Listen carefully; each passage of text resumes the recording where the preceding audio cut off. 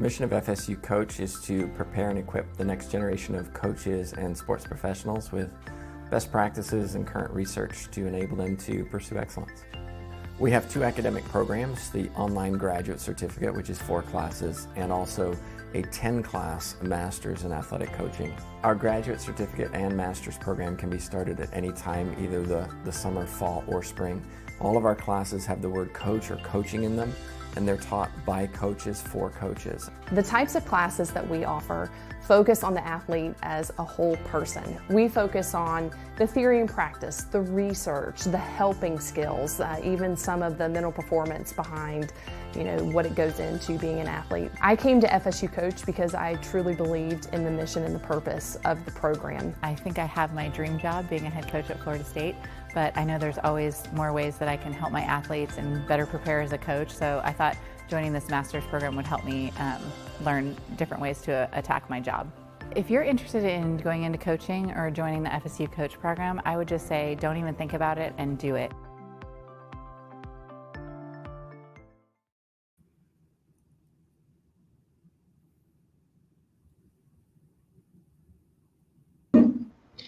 Well, I don't know about you, but I've never had my video freeze like that, Vickie.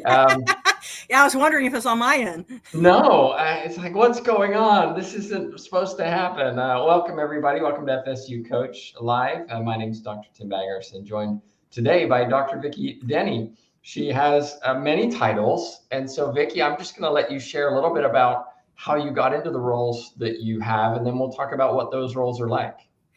Well, sure. I've been at this a long time. And so early on, there was no such thing as a full-time coach. And so, you had to do something else. So I went into the teaching profession, loved to teach.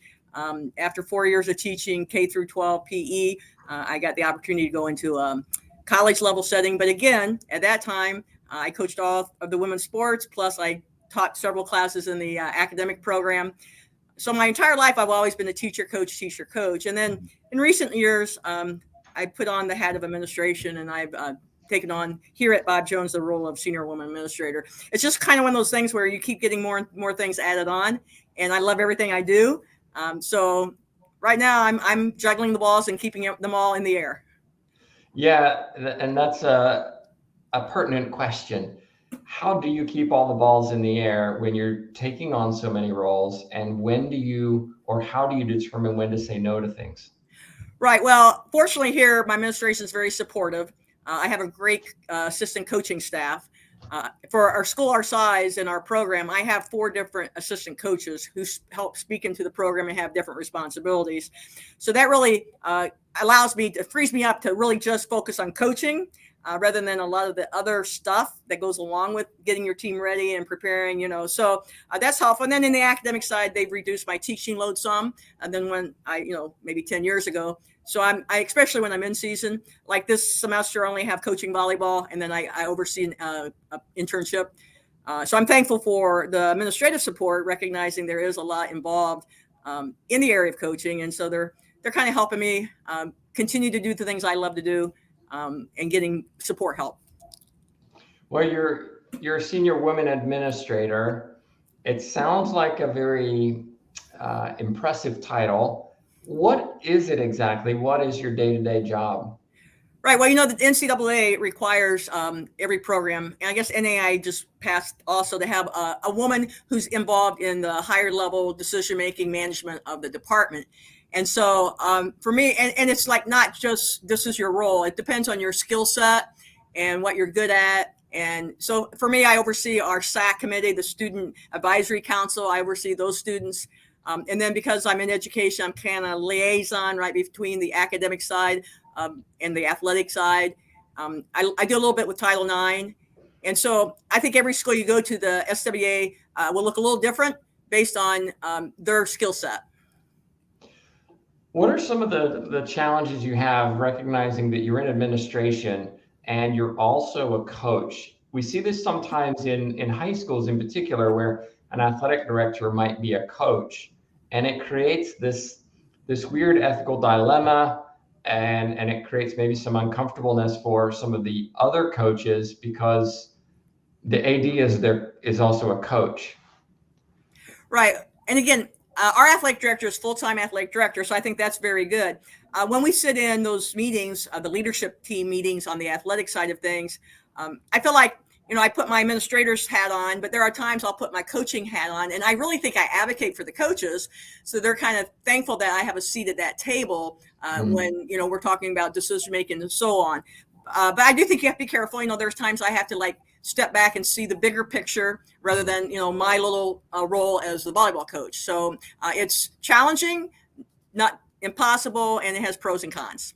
Yeah, I could see the challenge of maybe a little nepotism of putting things my way or sending budgets my way, et cetera. And you have to really try to be neutral in that situation. Right. It's like coaching your own kid, right? Like you're probably the hardest on them. So probably there are times my volleyball team might not get as much if I didn't feel that conflict of interest. Right. So tell us a little bit about coaching. You're in a private Christian college, which is a little bit unique in the respect that most people would be familiar with your NCAA colleges, et cetera. What are some of the similarities and differences that you have that people might not be aware of? Right. Well, Bob Jones University is a conservative Christian college. They've been around for almost 100 years. And so there's a sense of, we're not for everybody, but we are for some people. And so being able to provide, they've always had a very strong academic program here. Interesting thing about Bob Jones is they just started intercollegiate sports 10 years ago. That's an interesting history right there. And so volleyball just started our 7th year in volleyball. So it's kind of a new exciting component of the university. And it's added more to student life and the student experience, having actual intercollegiate teams versus intramural teams. They had the biggest intramural program because that's all they had up until 10 years ago. But the experiences for the student athlete here, we're very intentional. We're going to be very intentional in speaking into student athletes' life. It's not just the coach, but it's the academic person. It's the people in the dorms. So we're very intentional and purposeful on what our goal is. And we are a Christian institution. I always tell my recruits, we're intentional. We're a Christian school on purpose. So we're not just a Christian school in name. And it's like any recruiting. I think it's true wherever you're at. You want those student athletes are going to be good fits for you, And so my goal is to find that those students athletes that really do want to be at a school like Bob Jones University. You mentioned recruiting. Talk a little bit about how you do recruit. Do you have a budget for that? Do you travel around the country? Is it on Zoom? How does it work? Right. As a Division III program, obviously we're not giving athletic aid directly. And so that's always a challenge in itself. And because I do wear lots of different hats, recruiting, probably one of those pieces that kind of gets put back on the back burner just because you only have so much time. Again, we really try to zero in on those students we feel like would be good fits for the university and for our volleyball program. But I do have to say, in my career coaching, the last 7 to 10 years, the recruiting piece has just exploded and has become, every player wants you to come see them.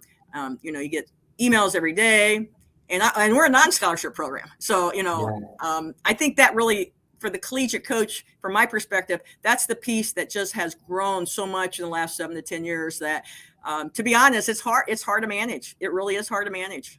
How do you find the athletes then? Is there a system you use? Right. Well, because I've been around for a long time, I have a lot of former players and individuals that went through our program that will advocate for me. We do summer camps. Probably from the time I was 25, I've done summer volleyball camps for schools. I go into the school. I run a program for them for a week, and so we get athletes that way. Bob Jones has their own group that they recruit from, a whole group of churches and schools. And so, there are some times that we will get a pretty good athlete from the Bob Jones group contact. We have a beautiful campus. We have a beautiful facility. And so once they come on campus and see what we are able to provide, a lot of times that's helpful. But yeah, it's a challenge. Recruiting is just a different animal now. Yeah, it is. And when you look at the scope of recruiting and how many people are playing sports now, everybody wants to be playing at university. Everybody wants a scholarship. You obviously can't offer that kind of scholarship. How would you say the level of play is in your conference compared to maybe NCAA Division II? Well, it's like any level you're at, right? You're going to have the top teams, the middle teams, and the bottom teams. So like, we're a Division III program. We don't get athletic aid, but we play some D2 programs. We play some NCAA 2 programs, and we actually beat some of them. We're not playing the top tier programs. And so, there's always that niche. I always say there's always that higher level of play, but to find those teams that, maybe they're going to stretch you and, maybe you only win 10 matches with them, maybe you only win 2 or 3 of them. It's going to make you better. They like the win. And so I've learned over the time is, kind of find your sweet spot, but then don't be afraid to, I'll play anybody who wants to play us. But don't be afraid to stretch your athletes, but be realistic. Obviously you don't want to go 0-20 for the year. But every level, there are outstanding Division III athletes out there. I mean, you watch their level of play and they're just, they could go up against a Division I program. Again, top tier 3 versus a lower level 1. And again, obviously D3 is all about the student athlete, which that's been my career, all about the student athlete. I've never coached anywhere but places that was their focus, and the money didn't become part of the business of the sport. So again, that would be a whole different type of coaching that I've just never been involved in. Yeah, and I'm curious, you've been in coaching for many, many years, and I'm curious how you've seen coaching change as a profession over time. What's different to what it was 20 years ago? Right. I used to tell my students, hey, it's great you want to coach, but you better have a real job.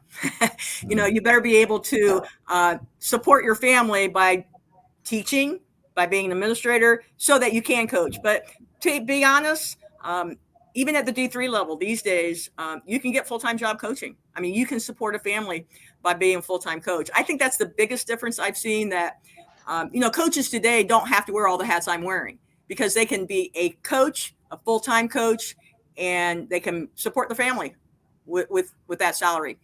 I think that's probably the biggest difference I've seen. Have you seen the student athletes change? Oh yeah, the student athlete has definitely changed. I mean, there's still parts of the student athlete, they're the same. But, I probably in the last few years, the entitlement, the willing to challenge you, in the old days, whatever coach said was truth, and, you just move on. But, you got to have an answer. They're going to question you. They're going to want to know why. In the old days, they just did what the coach said. Not a bad thing. It just makes you gotta deal with them differently. And, makes you kind of analyze, why do you do things you do? Is it because that's how you always did it? Or is there really value in this? So I know my own coaching the last 5 to 7 years, it's really helped me with the type of student athlete I'm working with now, to kind of take back and kind of take a different approach. A lot more, they get more ownership, they get more input. It's their team. Giving up some of the control that in the old days, the coach was supposed to be the one calling all the shots and everything, and just allowing student athletes to have that ownership. And again, I think that's not a bad thing. I've learned a lot from my student athletes. Yeah. When we look at coaching as a whole, we've seen that it's changed a lot. And I'm curious, what are some of the challenges you've experienced as a coach that maybe you weren't prepared for, that other coaches could learn from and maybe not make those same mistakes again? Well, I only coached high school for a few years, but parents, right? Parents.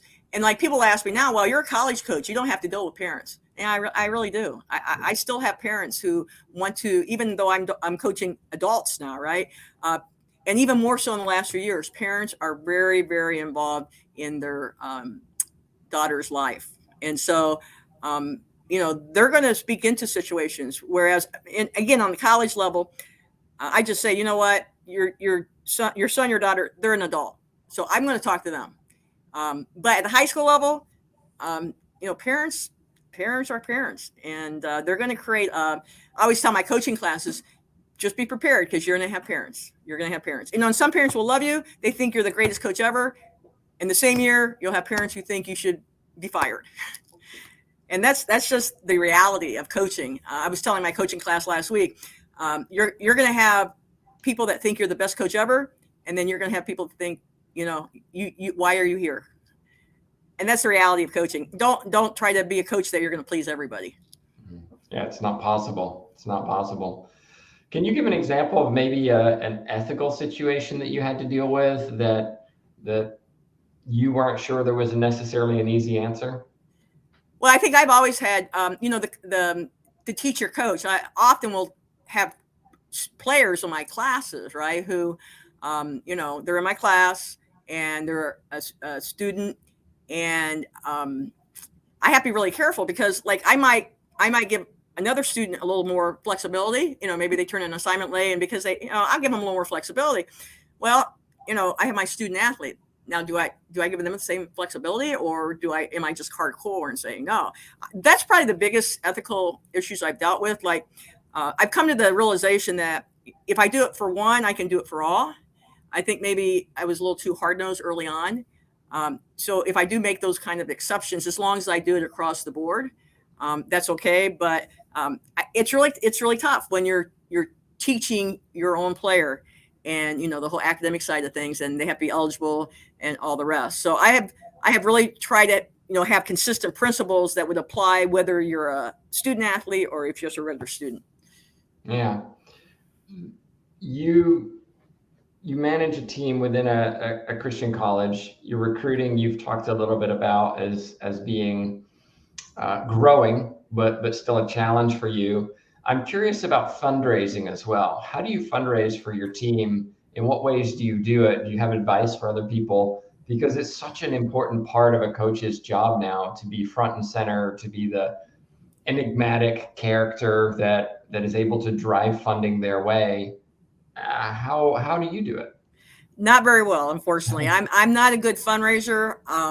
My husband, on the other hand, who's one of my assistants, he's the fun guy. He goes and he makes relationships. He talks to people. He's really the side of our fundraising for our program. I'm the face of the program, but he really is the driver behind it. Fundraiser, again, that's another part besides recruiting. Fundraising has become a huge part of coaching, and developing relationships, getting it out into the community, making those contacts. That in itself is a full-time job, which, I'm already having a couple other full-time jobs. So I've been fortunate with really good parents who then kind of will step in, and they'll be some of my fundraisers, right? They'll have contacts where they'll have a friend who has a friend, and I think they can help you with that project. So I think developing those relationships. I think if you're graduates, if they leave your program and they have a really good taste in their mouth and they had a great experience, 10 years from now, they're going to be the ones giving back to the program because they had such a great experience, and they want the current players to have that same quality and maybe even a better level of experience. So I think there is that sense, the more satisfied players leave my program, the more likely as they look back, they want to give back into the program. Yeah.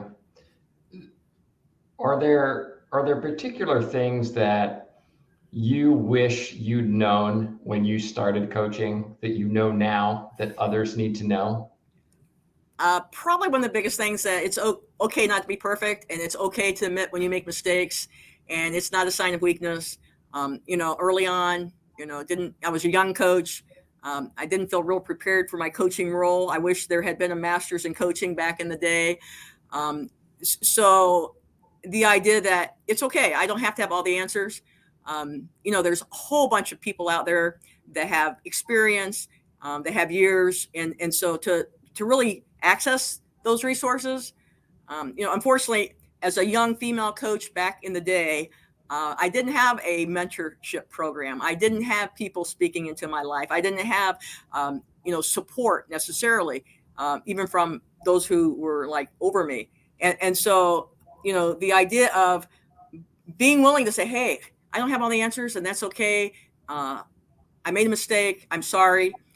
Just being willing to be vulnerable in front of your athletes, and that's okay because they see you being real rather than like some superhuman that doesn't exist anyway, and they know it does. They don't exist. Yeah, great thoughts on that. And unfortunately, a lot of people tend to rely on their own expertise to get them through. And the mentorship and the training is highly important and often forgotten in today's coaching world when we're all too busy, right, to do what maybe we should be doing. When you look at your role as it is right now as a head coach, what are some of the what are some of the day-to-day things that you think are maybe things that you've learned along the way or processes that you found to make yourself more efficient and more effective that you necessarily didn't know or weren't taught going through this? Yeah, I think one area is just delegate, like things that I don't Mhm. necessarily have to do. I don't have to set the net up. I don't have to get the balls, like delegate things so that I can really focus on the things that are most important. I try to, every morning I try to go over my practice plan. We only have coaches meeting once a week, but we try to lay out the week and just say, okay, who's doing this? Who's doing this? Who's got this covered? So that I'm not like running around, saying, okay, do we have this ready? Do we have hotels? Where we're going to eat? So like preparation early in the week and then delegating responsibilities that, really there's a lot of good people. Even like on the high school level and getting parents involved, right? Like people that really want to speak into the program and, they have different skill sets, so that I can really just focus on coaching my young ladies and not so much of the other stuff that you have to do, cleaning the floor, putting up the net. And I don't know, can you find support help? Maybe they are a volunteer, give them a t-shirt, invite them to the end of your party. They like that identity to be part of your group. Yeah. Last question then. You've been coaching for many years. You've had many successes. You've also had seasons where maybe you weren't as successful as you could be or perhaps wanted to be. But you're in this Christian environment where winning isn't important, right? I'm curious, how do you balance that when we all want to win? We're all competitive. We like success. Do you have the same pressures to win as you would in an FSU, for example, where if you don't win, you see the door? Right. And I don't have those same pressures, right? I always laugh. It's like I tell my team, hey, whether we win or lose tonight, I'm not going to lose my job. So let's win. It's like it's not dependent on that, which I'm very thankful for, because that would be a real pressure cooker, right? To, like every season, you're not sure if you're going to retain your job. But we're competitive. God made me with a competitive nature that I don't like to lose. I kind of go with John Wooden's definition of success, though. Like doing your best, knowing that at the end of the match, we have put it all out there. We've done our best. Yeah, there's areas to improve, but just knowing you gave it everything you had. And you know how it is. Sometimes you play a team that you probably should have beat, but you didn't beat. But then there are times you beat a team and you played horrible, but you got the W, right? So like we just came from a tournament this weekend, pretty competitive, and I thought my girls played pretty well. We ended up 1-3. That's not a great record. My goal was 2-2, but at the end of the day, I was really pleased with so early in the season how well they performed. And so we set those goals like, okay, winning is more than the scoreboard. So did we do our best? Did we leave it on the court? Is there areas to improve? Sure there are, but it's a learning experience. Early in the season we're learning, we're trying to get better. And it's a process. It's a process. And so winning aside, there's lots to be learned, but we do play to win. I mean, we do play to win. We keep score. Oh yeah. And so, if we keep score, there's a winner and there's a loser, but that's okay because that's competition and it's not a bad thing. But you're right. Like some Christians view competition as of the devil, and you should not be involved in any competitive event ever because you'll do bad things, which is an opportunity, right? Opportunity to control and life skills, all the things we say sports do. Well, it's also said that sports don't necessarily teach character; they reveal it, right? Correct. That was my last question. We got one in the chat box. It's from Dr. Tim Rice. I think he was a guest on our show a while ago. He said you've started or completely built 3 college volleyball programs. Other than the recruiting, how is Bob Jones built different than Maranatha? God, you can say Maranatha. that. Thank Yeah, you, and Clearwater Maranatha. Christian. Yeah, that's really great, Tim. I appreciate Tim. He actually's been a friend for a while. I would say because both Maranatha and Clearwater were small Christian colleges, right? 500 students, not a lot of support staff. Whereas Bob Jones University, we're 2,500 students. We have a great support staff here within the athletic program. So all that stuff's happening that, again, just frees me up to do more of just the coaching aspect of it. But all three schools would be considered conservative Christian colleges. All three schools, Maranatha is a Division III program, but all three schools were non-scholarship. You know, they're philosophically would be very similar in how they approached life as they looked at, you know, athletics. And so I've been fortunate. I've found three schools that I had a great fit in. And I'm very thankful for that. I never, you know, I left Maranatha after 6 years because I wanted to get my doctorate. And so that's why I left Maranatha, or I might have still be there. And then Clearwater Christian College closed due to finances. I would still be in Clearwater, Florida. So the opportunity here at Bob Jones University, when they started a volleyball program right when I was looking for a job. And I've been very thankful for the support, encouragement from the top down to build the program here.